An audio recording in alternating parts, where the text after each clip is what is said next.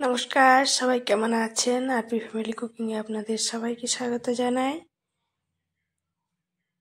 আজকে বাঙালি নন বেঙ্গলি সবার পছন্দের একটা রেসিপি বানাতে চলেছি। তো এখন একটু যাব ঘাটালে। ঘাটালে এসে গেছি, এখান থেকে দুধ নিয়ে যাব। আপনারা বুঝতেই পারছেন যে আজকে তাহলে কি রেসিপি হতে চলেছে।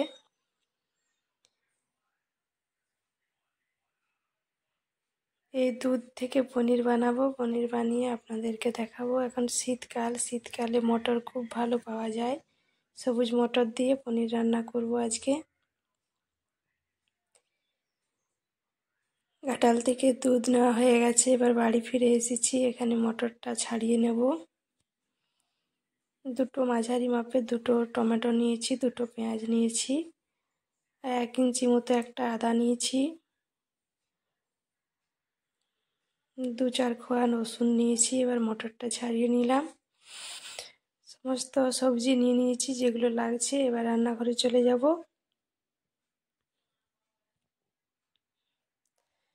টমেটোটা 4 ফালি করে কেটে নিলাম, পেঁয়াজটাও একটু বড় বড় করে কেটেছি। এবার এগুলোতে তেলের মধ্যে ভেজে নেব। সেখানে দিয়ে দিলাম কড়াইয়ে সাদা তেল।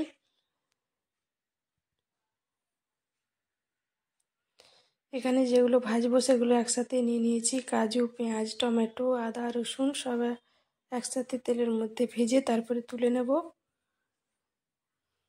প্রথমে কাজুটা ভেজে নিচ্ছি,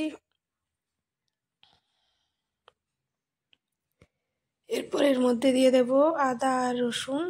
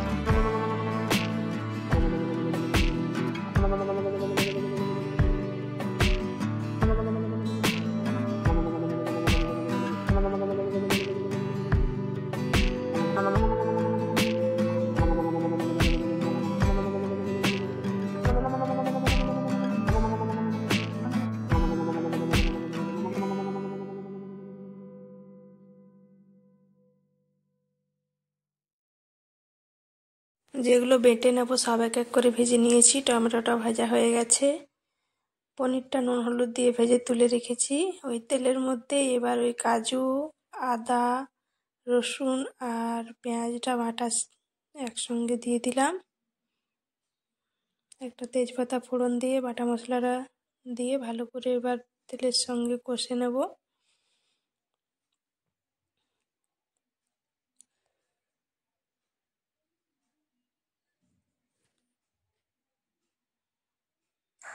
কাজুর কাঁচা গন্ধটা চলে যাবে, তারপরে এর মধ্যে দেব টমেটো বাটা। টমেটো বাটাটাও দিয়ে দিলাম।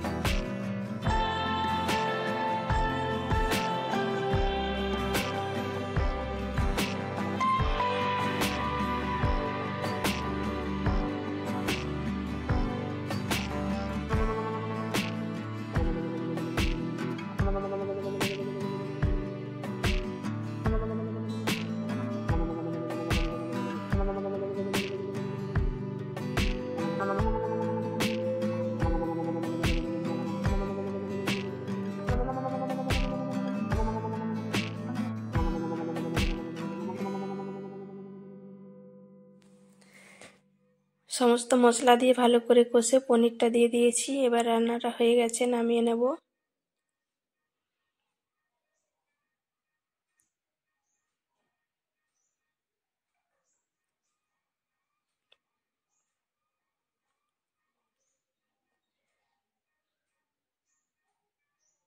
এটা রুটি বা পরোটার সাথে খেতে সব থেকে বেশি ভালো লাগে, কিন্তু আমার ছেলে এটা ভাত দিয়ে খেতেও পছন্দ করে।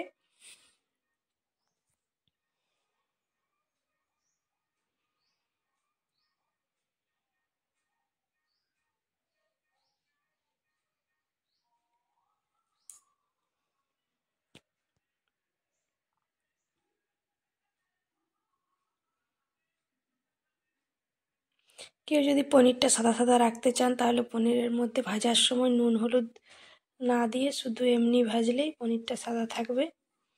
আমি একটু নুন হলুদ দিয়ে ভেজেছি বলে পনিরটা হলুদ হলুদ হয়েছে।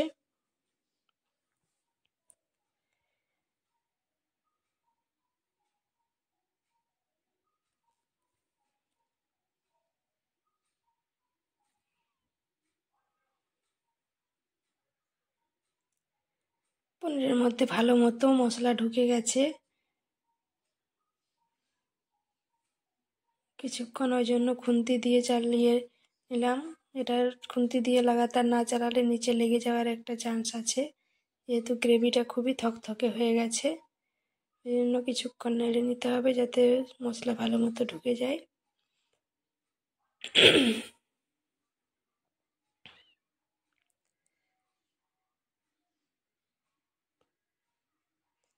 রান্নাটা রেডি হয়ে গেছে। রান্নাটা কেমন হলো অবশ্যই কমেন্টে জানাবেন। এবার আমরা চলে যাব এক জায়গাতে, আপনাদেরকেও সঙ্গে নিয়ে এসেছি। এ দেখুন, এখানে আমাদের খাদি মেলা চলছে। ভেতরে ঢুকে দেখব এখানে কি কি জিনিস পাওয়া যাচ্ছে। আজকেই মেলা বসেছে, এখনো সব স্টলগুলোতে সবাই আসেনি, অনেক স্টলই ফাঁকা রয়েছে।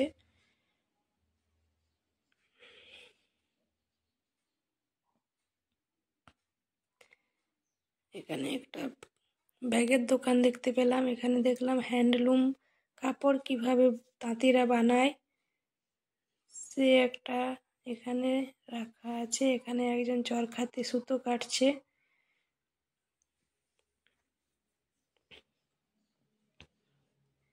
এখন আর এগুলো চোখের সামনে দেখা যায় না, এসব মেলা হলেই এগুলো দেখতে পাওয়া যায়। এখানে পিওর মুর্শিদাবাদ সিল্ক দেখছিলাম, দাম প্রচুর, মাথায় হাত দেওয়ার মতো, কিন্তু সিল্কটা দেখে মনে হচ্ছিল এটা একেবারে পিওর, কারণ এনারা একেবারে পিওর জিনিস নিয়ে এসেছেন। পিওর সিল্ক কীরকম দেখতে হয় এই প্রথম বোধহয় আমি চোখে দেখলাম। দোকানে তো অনেকই দেখি সেগুলো পিওর থাকে না, এগুলো এখানে যেগুলো আছে সেগুলো পিওর সিল্ক, রেশম গুটি থেকে বানানো।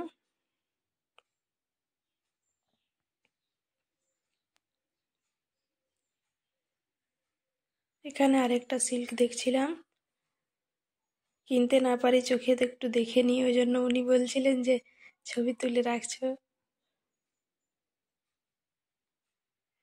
এটা একটা স্বর্ণচুড়ি দেখলাম, পিওর স্বর্ণচুড়ি। আমরা বাজারে তো স্বর্ণচুড়ি কিনি, সেগুলো পিওর থাকে না।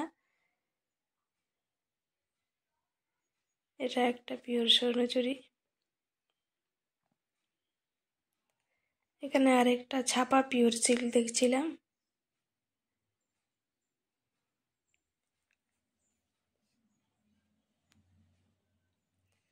মেলা ঘোরা হয়ে গেছে, এবার বাড়ির পথে। আজকের ভিডিওটা এই পর্যন্তই। সবাই ভালো থাকবেন, সুস্থ থাকবেন, আর ফ্যামিলি কুকিং দেখতে থাকবেন।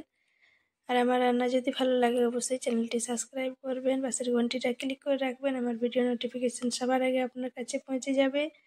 আজকের মতো টাটা, দেখা হচ্ছে পরের দিন নতুন কোনো একটা ভিডিও নিয়ে। ততক্ষণ সবাই সুস্থ থাকবেন, সাবধানে থাকবেন।